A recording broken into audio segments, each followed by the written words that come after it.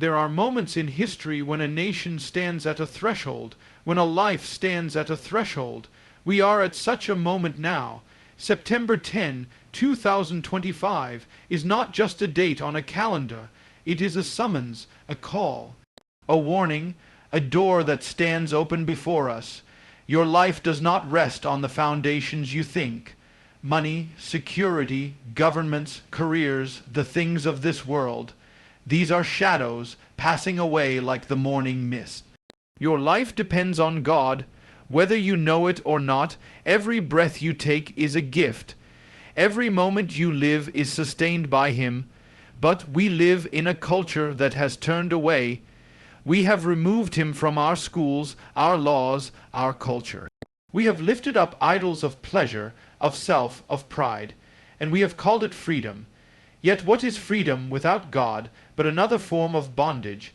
In ancient Israel, when the people turned away, when they trusted in their own power, when they shed innocent blood, judgment came.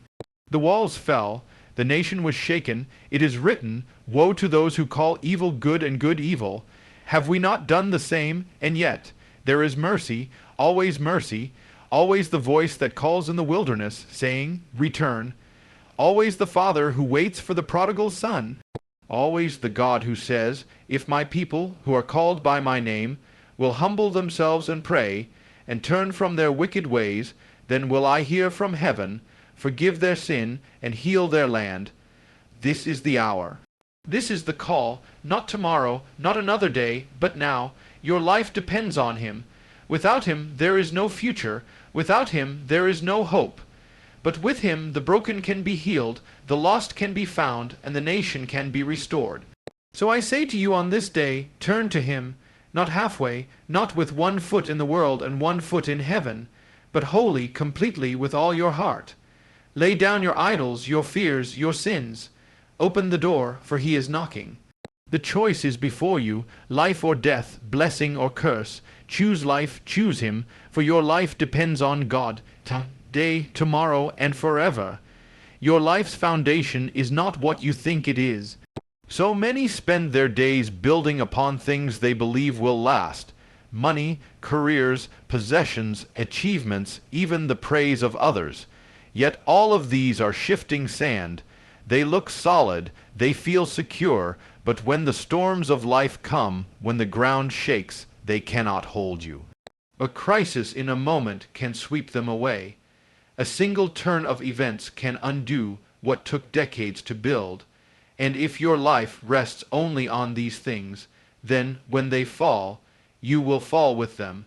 But there is one foundation that is not shaken, one rock that has never failed. It is written, "In Him we live and move and have our being." Every breath you take is from Him. Every heartbeat is sustained by His hand. Even when you did not know Him, He knew you. Even when you ran from Him, He carried you. Your life depends on God more than you realize, more than you allow yourself to admit. Without Him, nothing holds together. Without Him, there is no future, no purpose, no true life. Look around at the world we live in. Nations rise and fall. Economies collapse overnight.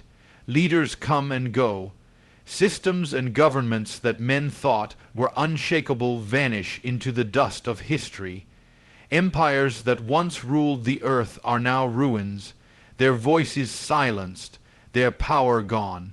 What seemed eternal was only temporary. What looked like granite was only sand.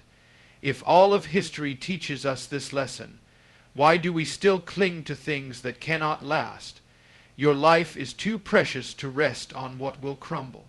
Your soul is too eternal to place on what is passing away.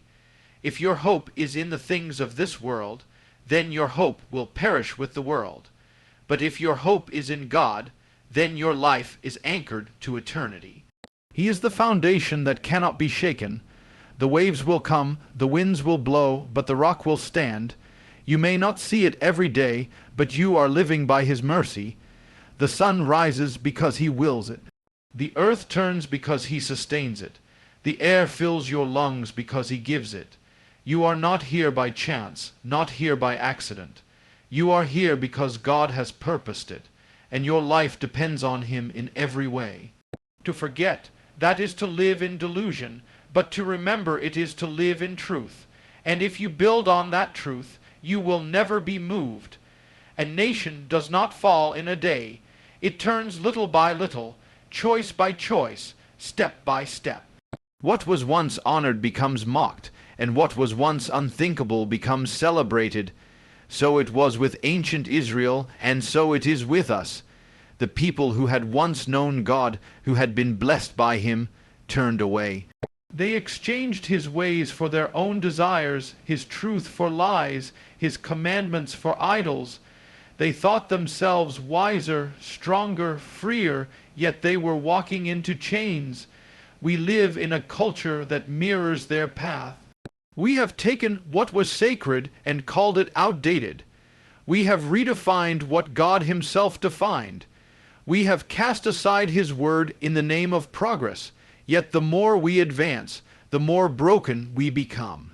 Families are torn apart, children are confused, violence fills our streets, and despair spreads like a plague.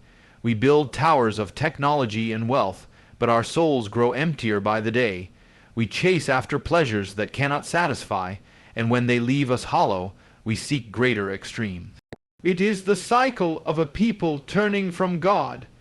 And yet, even as this happens, we convince ourselves that we are secure.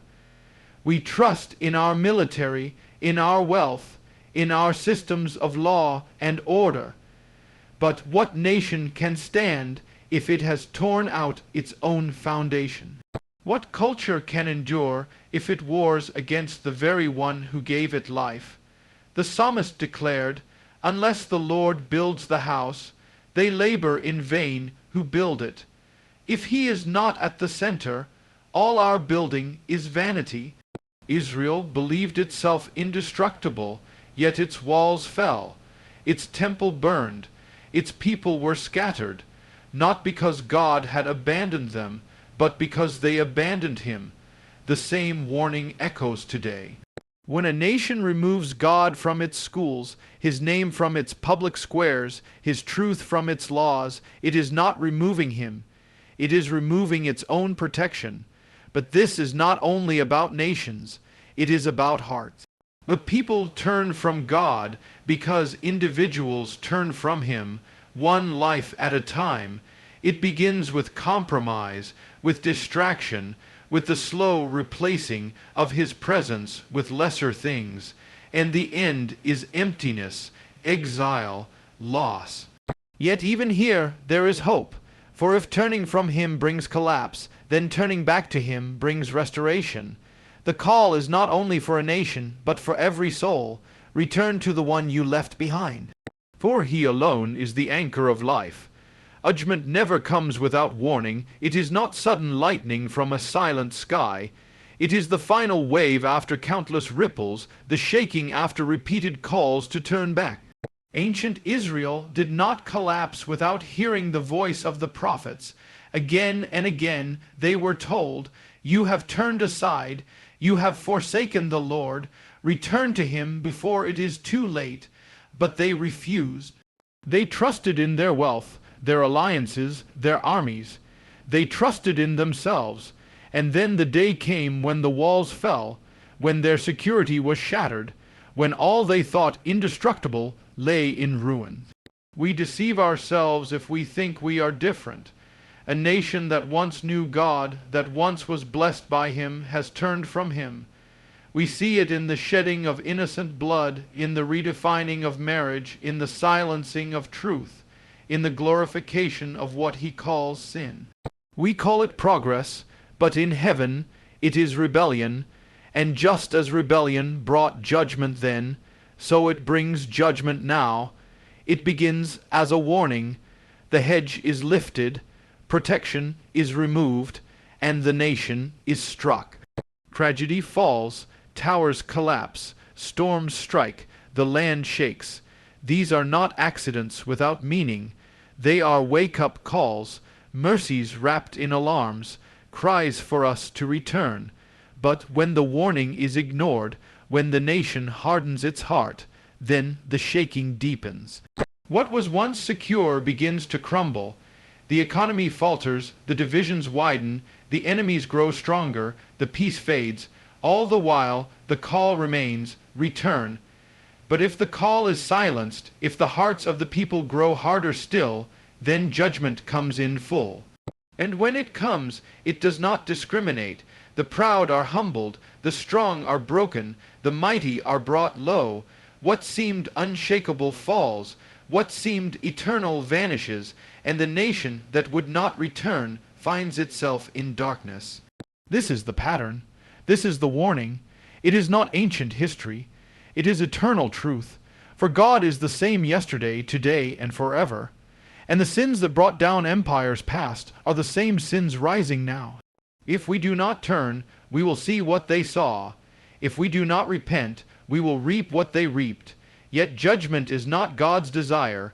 His heart is mercy. His cry is repentance. His arms are open still.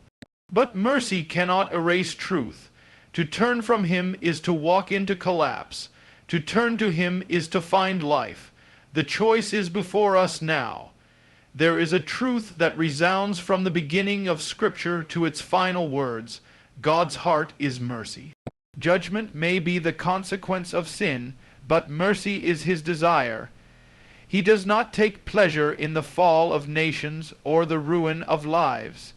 He longs for his people to turn back, for the prodigal to come home, for the lost to be found.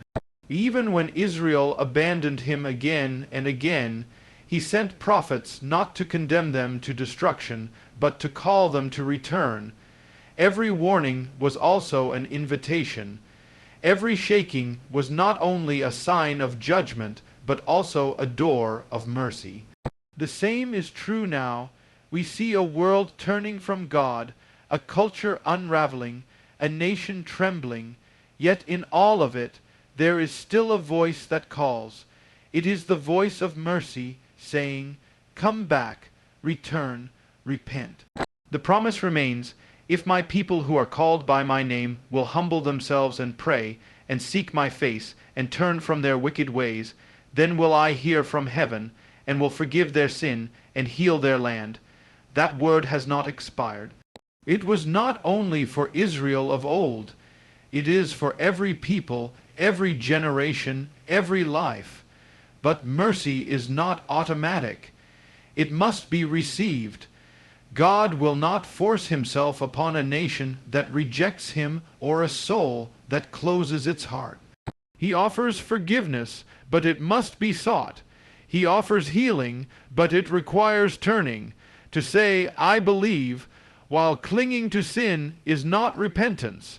To say, "God bless us," while exalting what he calls evil is not seeking his face. True repentance is not in words alone. It is in the turning of the heart, in the laying down of idols, in the choosing of his ways above our own. And when that turning comes, so does restoration. The God who judged Israel also restored them when they cried out. The God who allowed the exile also brought them back to the land. He is the same now. For the one who turns, there is forgiveness. For the broken, there is healing. For the nation that repents, there is hope. But the time is not endless. Mercy waits, but not forever. The call is now. The door is open, but it will not remain open without end. If you hear his voice, do not harden your heart. For his arms are stretched out still, and his desire is to forgive, to restore, and to heal. There are times in life when delay is harmless, when waiting brings no consequence. But when it comes to turning to God, delay is dangerous. Tomorrow is not promised. The next breath is not guaranteed. The illusion of endless time is one of the greatest deceptions. We say, "I will seek him later. I will repent another day. I will change when I am ready." But tomorrow may never come. The call of God is never for tomorrow. It is always for today. Now is the time of salvation. Today, if you hear his voice, do not harden your hearts. History teaches this with painful clarity. In the days before the flood, Noah warned of what was coming. For years the people had the chance to turn, but they dismissed him. They lived as if life would go on forever, eating and drinking, buying and selling, marrying and giving in marriage, until the day the waters came. Then it was too late. The opportunity had passed. The same happened to Jerusalem. The prophets cried out, "Repent, turn back before judgment falls." But the people said, "Not now. We will hear you another time." And the day came when the walls were breached, the city burned, and the exile began. Delay turned into disaster. So it is with every life. The longer we resist the voice of God, the harder the heart becomes. What was once conviction becomes a dull echo. What was once a soft call becomes silence. Sin strengthens its grip, pride deepens its roots, and the turning grows harder with each passing day. To wait is to risk losing the ability to respond at all. Yet the urgency is not only because of danger, but also because of promise. When you turn to him today, he meets you today. He brings healing now. He restores hope now. He lifts burdens now. The peace you are waiting for, the forgiveness you need, the life you long for. It is not in the future, it is in the present, if only you will open your heart. The call is not for a half turn, not for a someday decision, but for a wholehearted return here and now. The door is open, but no one knows how long it will remain so. The clock is ticking, the days are passing, and eternity draws near. To wait is to gamble with your soul. To answer now is to secure your destiny. The moment is here, the time is now, do not delay. Life is filled with choices, and every choice carries weight. Some are small and temporary, but others shape the course of years, of lives, of nations. Yet above all choices, there is one that determines everything, the choice of life or death, blessing or curse, God or the world. This is not a poetic image, but a reality written into the very fabric of existence. When Moses stood before Israel on the threshold of the promised land, he declared, "I set before you today life and death, blessings and curses. Now choose life, so that you and your children may live." That choice has never disappeared. It stands before us still. To turn from God is to choose death. It may not look like death at first. It may appear as freedom, as pleasure, as power, but beneath the surface it is decay. It erodes the soul, it hardens the heart, it blinds the eyes. A nation that rejects God is choosing death as surely as a tree cut from its roots. It may stand for a time, but it is already withering. A person who rejects God is doing the same, cutting themselves off from the only source of life. The end of that road is emptiness, despair, and judgment. But to turn to God is to choose life, life that is not bound by circumstances, life that cannot be destroyed by the rise and fall of empires, life that endures beyond death itself. To choose him is to step into his forgiveness, to be cleansed of guilt, to be made new. It is to find a hope stronger than fear, a joy deeper than sorrow, a peace that the world cannot give and cannot take away. The choice is not theoretical. It is practical, it is urgent, it is now. Every day you live, you are choosing. With your words, with your actions, with your priorities, with the direction of your heart, you are walking the road of life or the road of death. You cannot walk both. You cannot serve two masters. You cannot cling to sin and cling to God at the same time. One must be released so the other may be held. The door stands open, but you must choose to walk through it. The voice of God calls, but you must choose to answer. Life is before you. Death is before you. Eternity is before you. Choose life. Choose him. For your life, your soul, your future depends on it.